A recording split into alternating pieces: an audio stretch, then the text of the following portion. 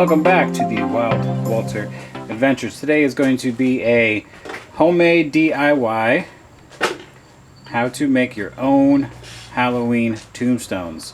So here is Harry Butts, and there's the complete thing. Very simple to make. I have the parts right here. This is 2-inch thick, just foam insulation from Lowe's. Easy to find. You might need an awl, either just a ruler, yardstick, some sort of straight edge if you need. I'm going to show you a method of getting the letters on there with the blue painter's tape and an X-Acto knife or some sort of sharp blade. You'll need some way to cut through the foam. I used this saw. It's pretty easy. I know you could buy those ones that heated up to cut it, but this was pretty quick. Obviously you'll need your spray paint to get the colors on there, and I'm going to show you a way with a marker to get some of the detail. And don't forget, a couple of good friends and helpers, and it doesn't take long, I promise. Be back. So step one is pretty much mapping out what you want your shape of the tombstone to be. So I just kind of came up with that design, drew it on there with the marker, used the full sheet all the way down to the end here. So once you figure out the shape that you want, it could be simple, just a rounded edge. You can get fancy with cross shapes, but we're going to, with the help of our unnamed guests here, we're going to cut this out. Pretty simple to do, just with a, hey, there's my hand, a saw here, and when that is done, we'll be right back.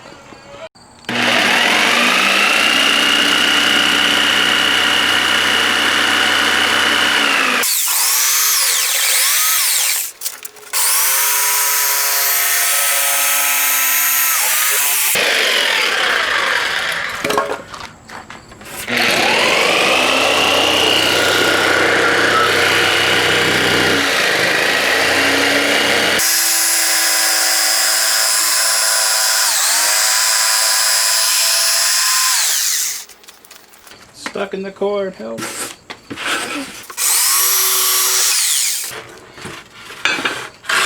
Kind of messy, but that's our shape.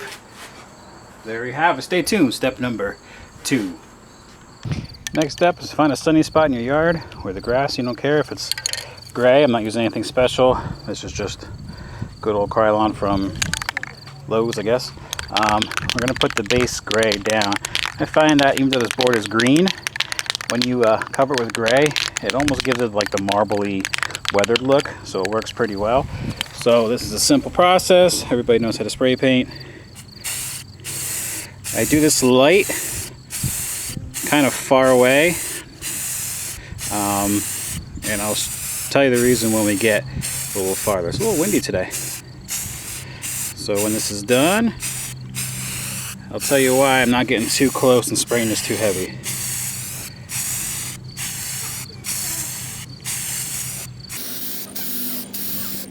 You can choose to do the entire tombstone at this point. I'm just going to do the front where the letterings will go. Spray paint the rest later so we can kind of speed up the process, I guess.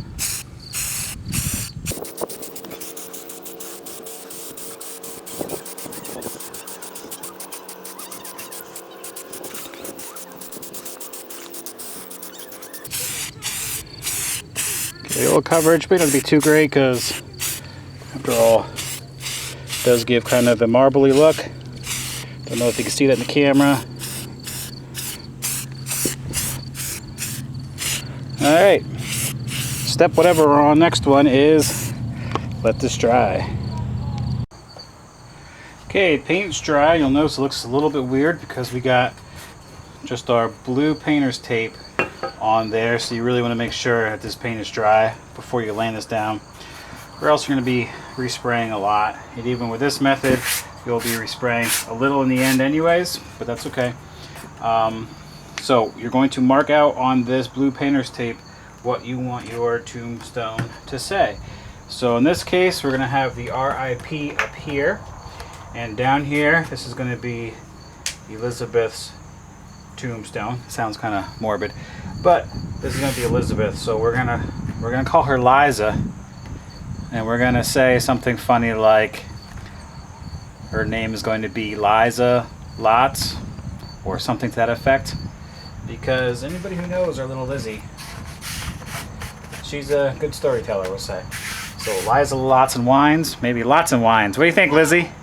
She's saying, hey, and my helpers, my normal helpers are not helping me because they think it's wise to go in the pool with cold water today, but that's what they're doing. So, just map it out. You got your black marker again. And what's also nice, if you make a mistake, you can just put more tape over it and redraw, and you don't have to worry about making marks on the paint and having to cover them up later. I think for what works best, we made 2 of these, is to make big letters, so obviously you can see them from a distance, but also it'll help in the method that we're going to make these letters on the board. You'll see that soon, hopefully. So let's do our RIP in block letter.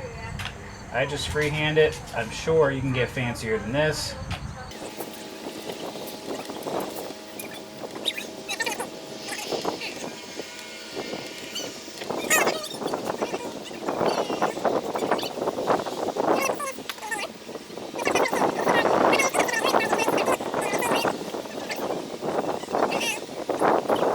Now, I'm not going to do the saying down here so you can kind of see it's in the same video.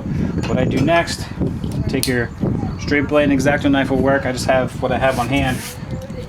And of course, if you're looking at DIY stuff, you're not really looking to go out and spend a lot of money on stuff anyways. So I have this. All I'm going to do is basically trace, making sure you're going through the painter's tape. And it's okay if you cut into the board. It's not a big deal or a problem at all. I'm kind of using a sawing motion to make it work better because I have tape that's overlapped.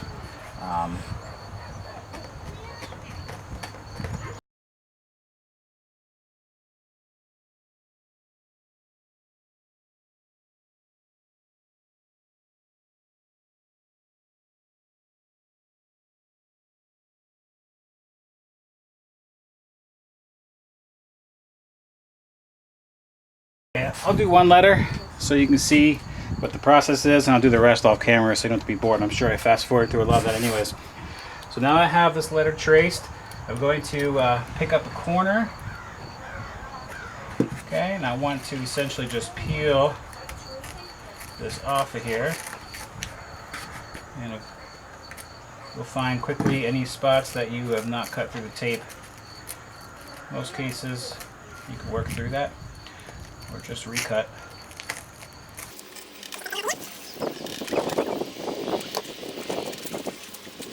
Left there.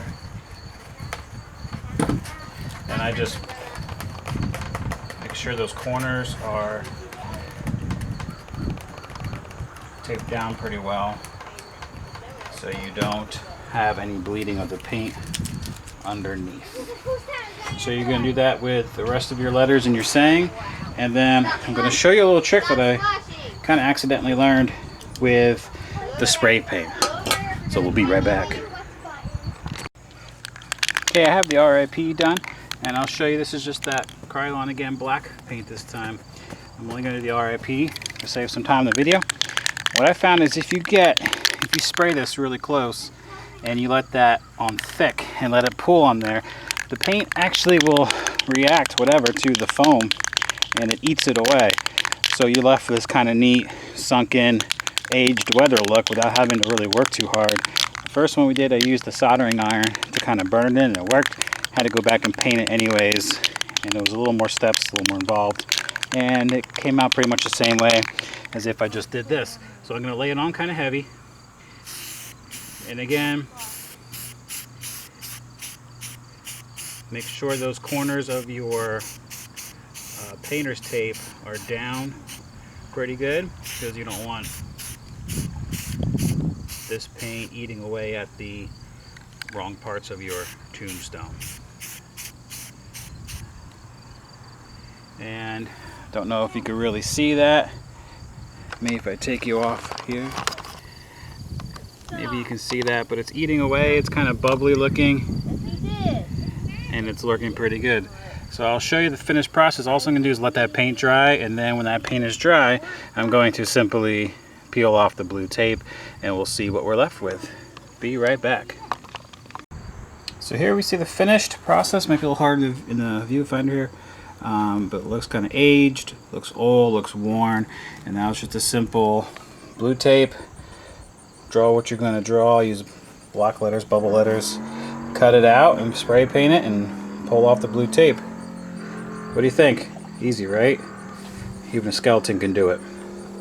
So the rest of it is just whatever saying you want to do. The same process. Cut it out, spray paint it. You'll be good to go.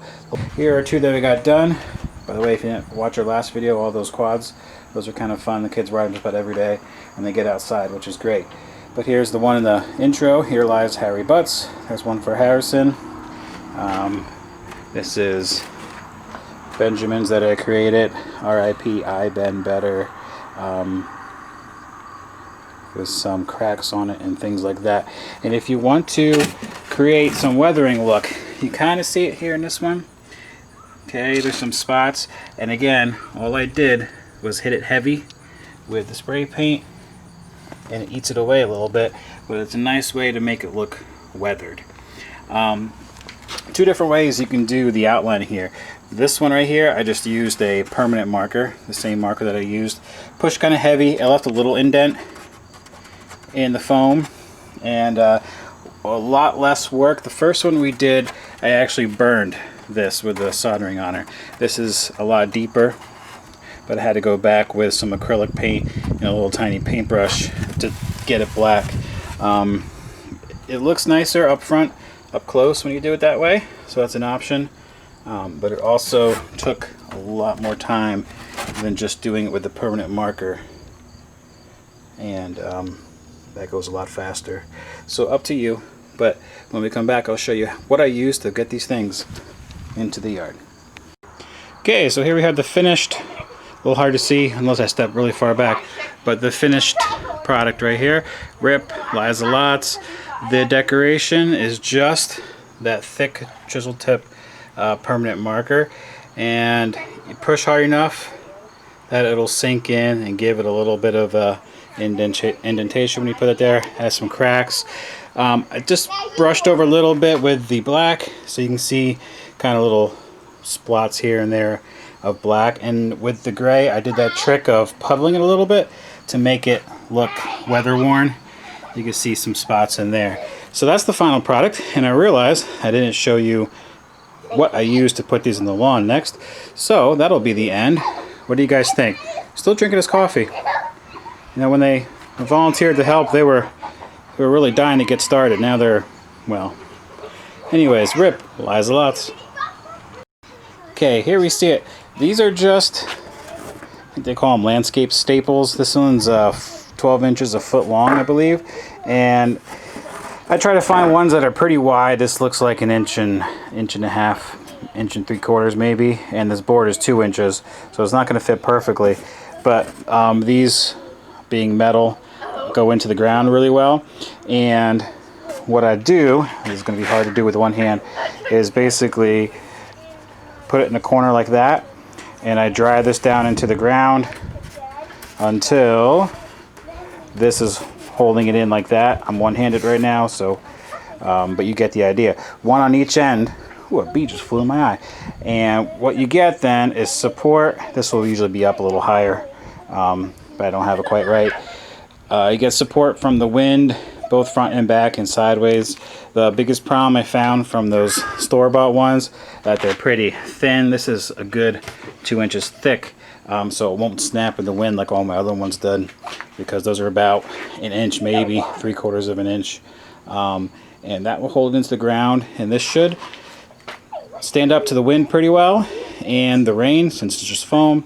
And that's how you do a super easy DIY done at home with stuff on hand, minus the foam board. Tombstone, what do you guys think? They haven't moved yet. They were good helpers. For now, stay tuned. Some more Halloween fun coming up probably. We're starting to get decorations out and some new things. We'll probably take a tour at some point and Keep your notification bell on, and we'll see you soon at Wild Welter Adventures.